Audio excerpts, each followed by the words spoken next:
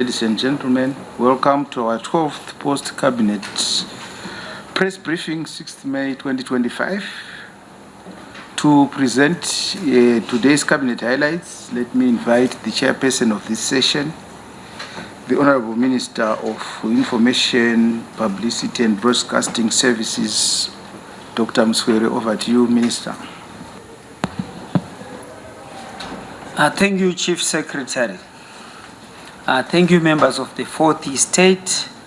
His Excellency the President, Dr. E.D. Mnangagwa, chaired the 12th Cabinet meeting, and the following issues, among others, were considered and approved.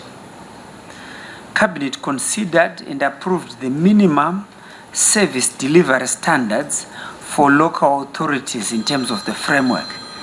The nation will recall that in 2023, His Excellency the President, Dr. E.D. Mnangagwa, officially launched the blueprint on a call to action, no compromise to service delivery, the first stage of interventions to modernize the operations of local authorities towards Vision 2030. Local authorities were directed to develop roadmaps towards the attainment of the vision. On its part, the government of Zimbabwe developed minimum service delivery standards to guide local authorities in the implementation of the roadmaps. The objectives for developing minimum service delivery standards are to define the minimum levels of services that local authorities should provide and the nature of service recipients should expect in terms of quantity, quality, time and cost, to determine minimum cost for the provision of services, to provide uniformity and consistency in the provision of services at local level, and to provide a basis upon which feedback on the level of satisfaction against the standards will be evaluated. The minimum service delivery standards framework places focus on water supply, sanitation, solid waste management, roads and public lighting, corporate governance, public health, environmental issues, and housing and community services. Each area is performance indicators, benchmarks, and performance standards. The data will be submitted online with a real-time dashboard system being implemented to track, monitor, and evaluate progress. The performance of local authorities, both urban and rural, will be based on assessments set in the minimum service delivery standards framework. Cabinet considered an update on price movements and the availability of basic commodities in the domestic market for the period January 2025 to March 2025. The Minister of Industry and Commerce, through the ministry, conducts routine surveys to monitor prices and the availability of basic commodities with the ultimate goal of safeguarding and promoting consumer welfare in the economy. The surveys target 14 basic commodities, namely mealie meal, laundry soap, cooking oil, bread, sugar, flour, rice, bath soap, washing powder, fresh milk, eggs, beef, chicken, and salt. The nation is advised that there is a positive correlation between the movements in the price of basic commodities and exchange rate movements. On a positive note, the gap between the official and parallel market rates has been narrowed during the period under review. It has also been observed that local products continue to dominate shelf space in both the formal and informal sector outlets. Compliance inspections undertaken by the ministry have resulted in 137 prosecutions, the issuance of 245 compliance notices, and the seizure of 3,427 units of different products. The current tight monetary policy is yielding results in terms of management of inflation and maintaining exchange rate and price stability. Cabinet considered and noted the review report on the 2025 Zimbabwe International Trade Fair. The 65th edition of the ZITF was officially opened by the President of the Republic of Mozambique, His Excellency Comrade Daniel Chapo, who reminded both nations of the enduring power of unity and emphasized the profound historical and political connections dating back to the fight against colonialism. President Chapo urged the two nations to increase trade between the nations and to leverage on the membership of the African Continental Free Trade Area. Pertaining to the level of local and foreign participation, 8,179 business visitors were registered compared to 7,934 that were recorded in 2024. The total number of exhibitors in 2025 reached 574 compared to 517 recorded in 2024. The private sector participation is shown a marked increase, with 368 companies exhibiting in 2025, up from the 298 recorded in 2024. 30 foreign nations attended the fair, which is a clear testimony that the government's engagement and re-engagement policy is yielding results. The inaugural Rural Industrialization Indaba, captioned Inclusive Growth, Industrial Roots, Unlocking Zimbabwe's Raw Potential, drew the participation of 378 delegates.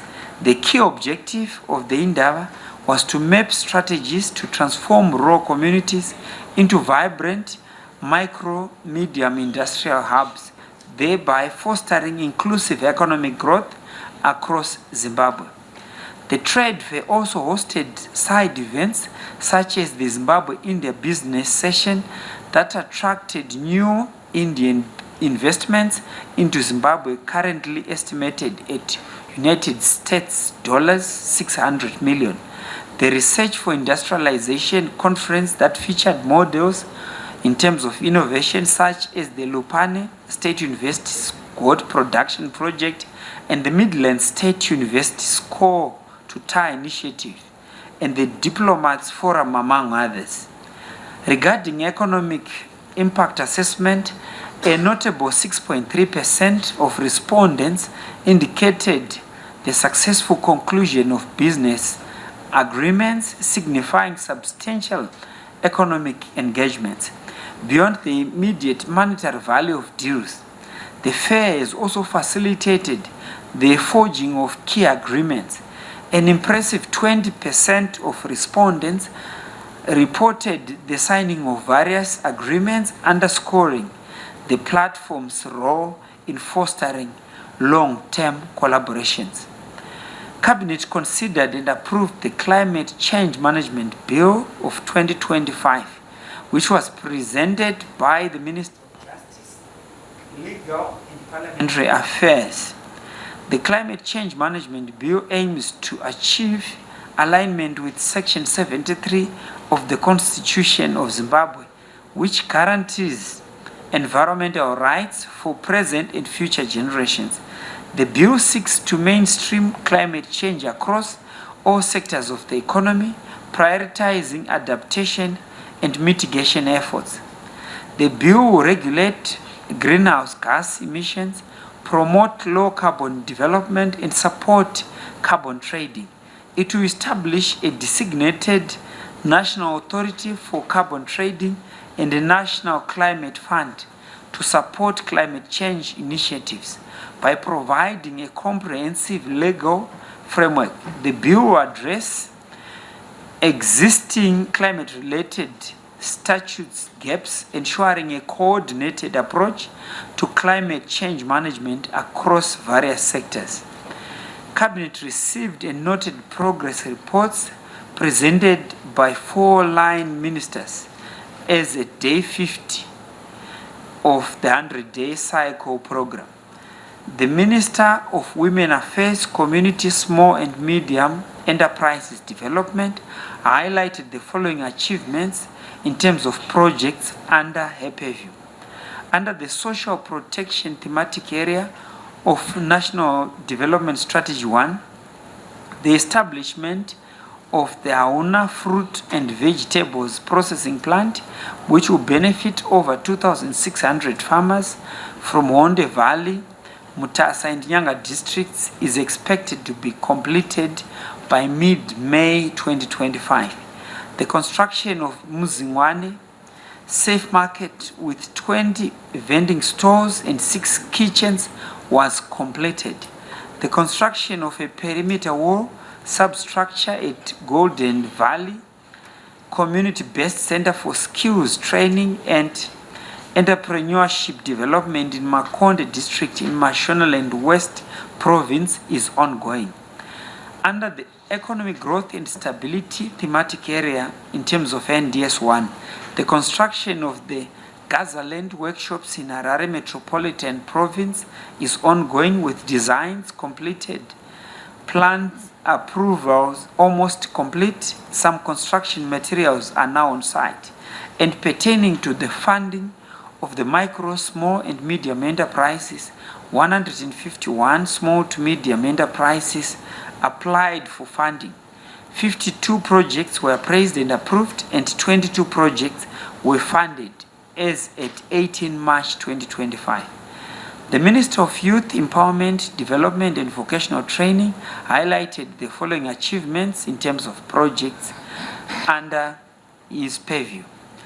Under the Youth, Sports and Culture thematic area in terms of NDS 1, the Youth Coding and Digital Skills Program, which targets capacitation of 1.5 million youths, which was launched by His Excellency the President Dr. Idi Mnangagwa, has ensured that 20,000 youth have participated to date. The Mbire Youth Goat Improvement Program, targeting the distribution of 30 pure Boer goat bucks benefiting approximately 300 youths in Mbire district, was launched on the 27th of March 2025. The Development Partner Stakeholder Engagement Program, targeting to develop a youth empowerment strategy that aims to unlock financial resources for youth programming, was organized.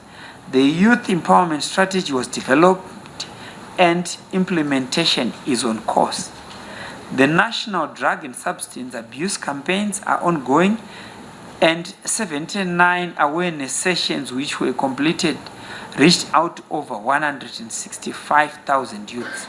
The renovation of 24 hostel blocks accommodating 1,000 students at Guyu Training Center in Gwanda District, Matabeleland South Province is at 30% in terms of completion.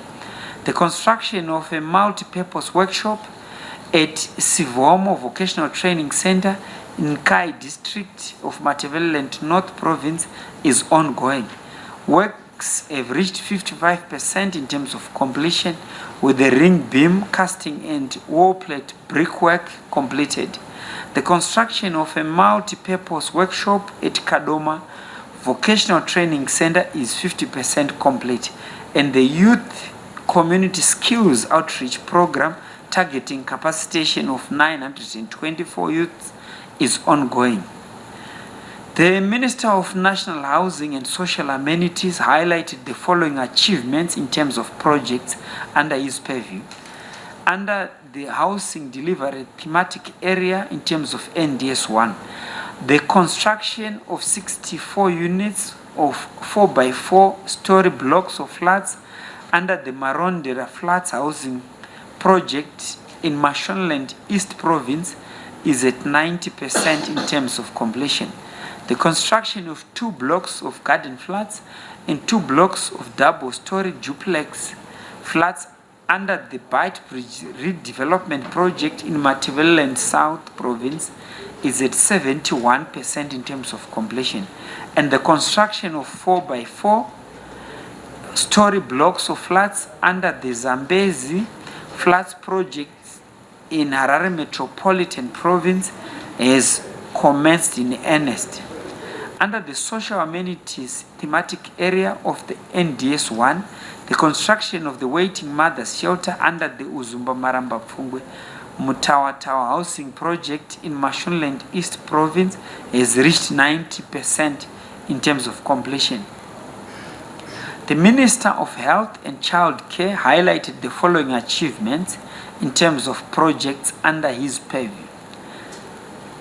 The replacement of gel batteries with lithium batteries at 50 health facilities is 100% complete.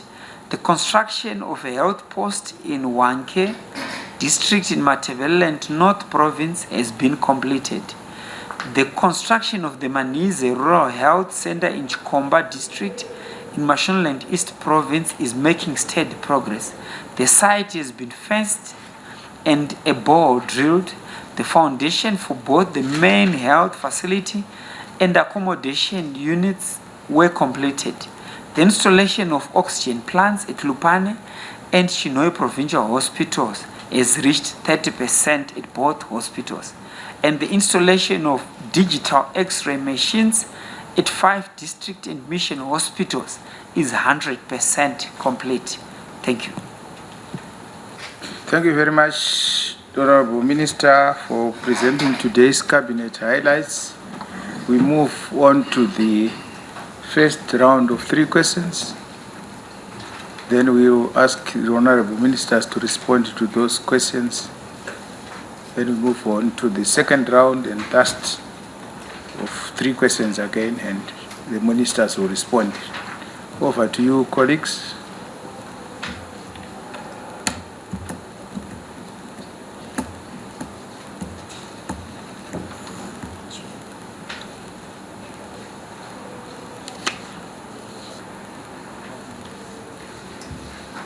Yes. Thank you, Chief Secretary. My name is Ameda Murida from the Herald. My question relates to the minimum standards that has been set for local authorities. My question is, does the framework of minimum standards provide consequences for those local authorities that fail to meet the envisaged threshold? I thank you.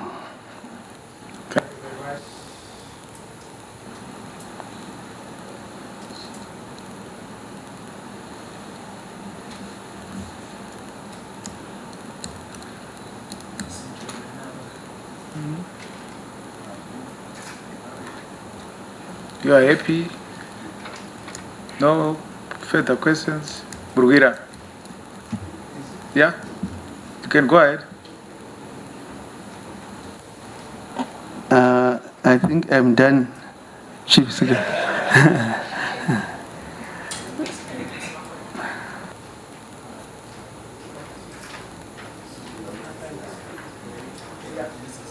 Whilst they are still looking at their notes, maybe Minister, you can respond to that question from Murwira. Thank you, Chief Secretary Dr. Rushwaya. Jamaida, the minimum service delivery standards for local authorities is an alignment to the blueprint that was launched by the President, His Excellency Dr. Idi Mnangagwa, on a call to action, no compromise to service delivery, and the first stage of interventions to modernize the operations of local authorities towards Vision 2030. This is a framework that is going to provide for minimum standards in terms of service delivery as a minimum benchmark in order to guide local authorities in the implementation of their roadmaps. Yes, of course, when there is performance, they are bound to be expected to have the penalties related to that. So the primary focus is in order to ensure that the nature of service recipients or clients should expect in terms of quantity, in terms of quality, in terms of time and cost, to determine also the minimum cost in terms of service provision, to provide uniformity and consistency in the provision of services at local level, and to provide a basis upon which feedback on the level of satisfaction against the standards will be evaluated. So obviously this is a continuous evaluation process, but the national framework is there to set a minimum service delivery standard with a major focus on water supply, sanitation, solid waste management, roads and public lighting, corporate governance, public health, environmental issues, housing and community services. So this is a national framework with clear indicators, benchmarks, and performance standards. I'll give you an example. Citizens who are continuously billed by the Harare City Council and have not been receiving the services is one indicator that can be measured.